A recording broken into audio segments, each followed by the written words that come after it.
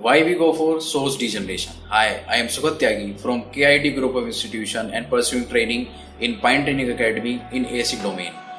First of all, we have a common source. Here we have the problem of supply variation. Means ID is depending only on VG itself.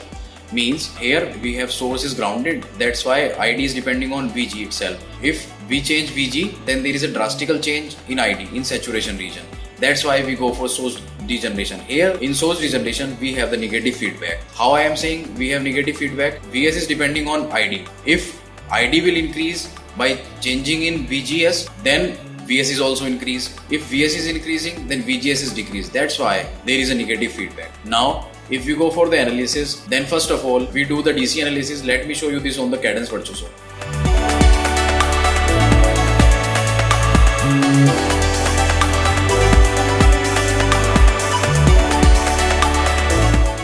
Now if we go for the analysis, first I am going to do the DC analysis. Now I am going toward the launch and opening the ADL window, and here we select the DC and set the DC operating point, and by checking on the component parameter, here I am going to select the component on the tool.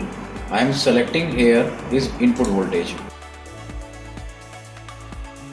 Now I am going to enter the sweep range. Here I am entering from 0 to 1.2. I am selecting input voltage and output current to show this on the ADL window.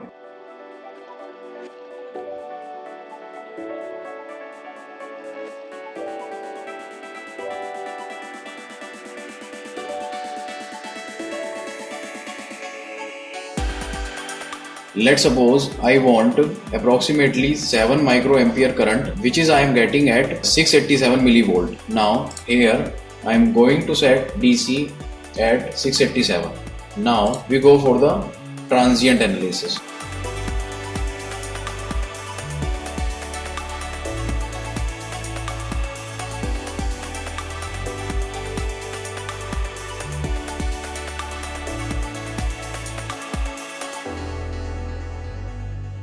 I'm going to opening the ADL window and select the trans, and here I am putting our stop time, which is I am taking as 5 milliseconds.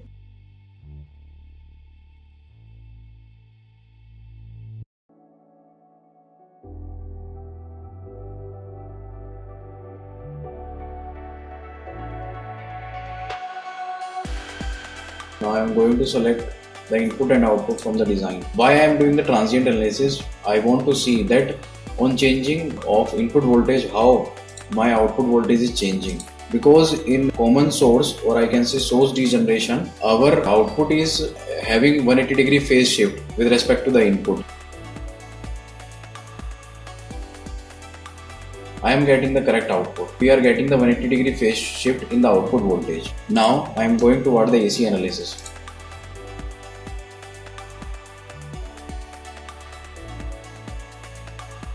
Now I am going to set the sweep range, which is I am taking from 1 to 10 gigahertz.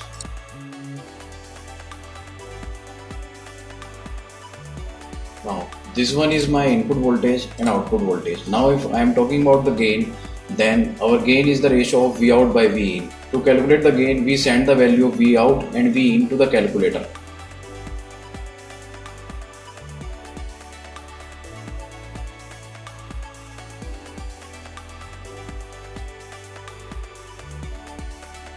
Here I am getting gain approximately equals to minus RD by RS. Now if I am talking about the input impedance, then I am going to select the input current from the design.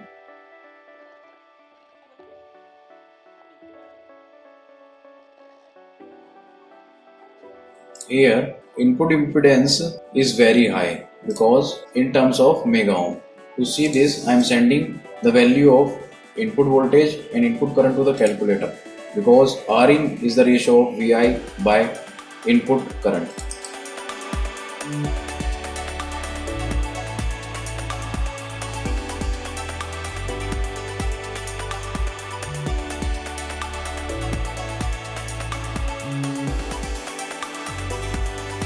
Here I am getting the value of input impedance in term of mega ohm. Now if I want to see the output impedance, we are going to see the output current and output voltage, and after that we send output current to the calculator to calculate the output impedance. For this I am going to select from the design our output current.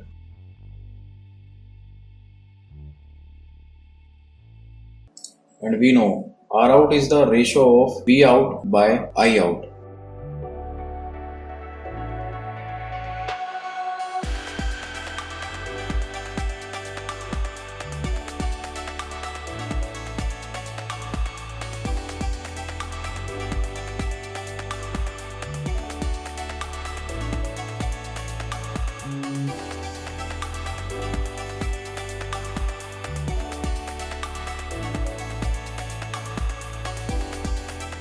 Here I am getting the output impedance approximately 30 kV. That's all. If you have any suggestion, please let me know in the comment box.